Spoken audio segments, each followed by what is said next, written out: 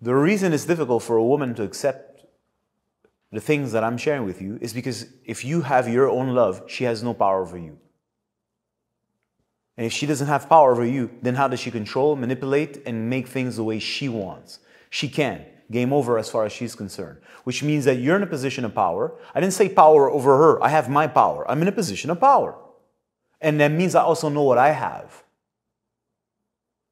Which means I'm only going to engage if the terms of the contract are beneficial for both parties in order to accomplish a common goal.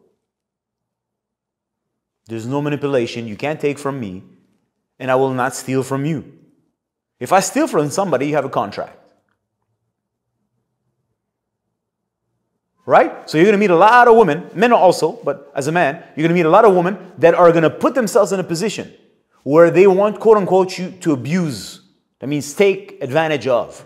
That means they're not willingly, consciously giving, they're letting you take. It's like the front door is open, everything is open, the jewelry is right there, and it is a soft smell and soft sound coming. So come in. So that you just serve yourself. But there was not an actual yes. It was a ploy to get you to sign a contract by taking. Now you're connected. It's called trauma bonding. And the trauma can be very subtle. The game is very subtle, man. It's subtle. Women are subtle creatures. God bless their souls. They are extremely, extremely subtle. They are extremely agile. And you don't know nothing about those rules. Nothing. Or very little, it would be fair to say. You have no idea, or almost no idea. I'm going to just say you have no idea of how subtle these games of manipulation, psychic manipulation, can go. So your average person connects at that level. No, if I'm in a position of power, I respect myself and I respect the other person in front of me also. Which means there's no game. And you know exactly what world we live in. Everybody wants to always play. They're not interested in the game of life, where we learn how to procreate. Create in the name of life, in the service of life, in the service of Dharma for something greater. You see, this is called a cosmic game. No, they want the little game that mimics what they see in TV. That's the kind of shit they want. Or the stuff that they read or fantasize about in their minds with their bullshit spiritual books. I'm talking about New Age stuff here. I'm not talking about holy books. That's what I meant, spiritual books, right? Oh, yeah. Yeshua and Magdalena met is perfect love, yeah. Get the fuck out of here. How about you discover reality? No, this is what I want. A fantasy.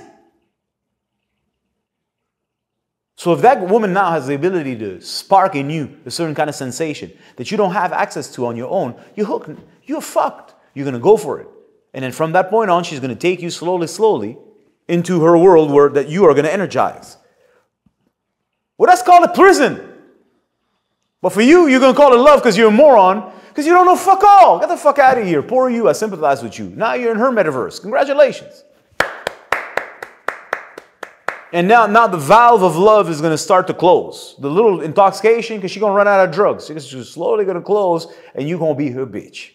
Congratulations. Why?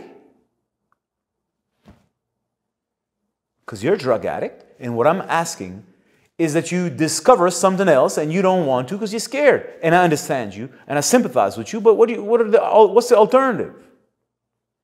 And lastly, even if you play perfectly to her game, she still hates you, just so that we're clear, because you're not a man.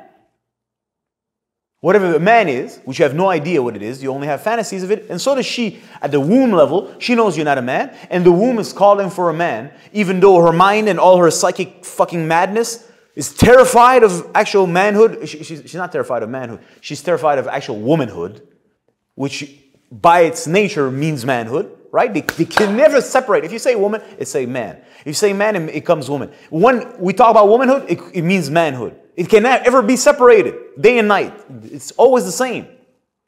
So she's terrified of her own womanhood and the power that comes with that and the responsibility. And that also means the man who then comes and does his part for that. No, I don't want that. I don't want to take responsibility for anything. I want to remain eternally a little girl.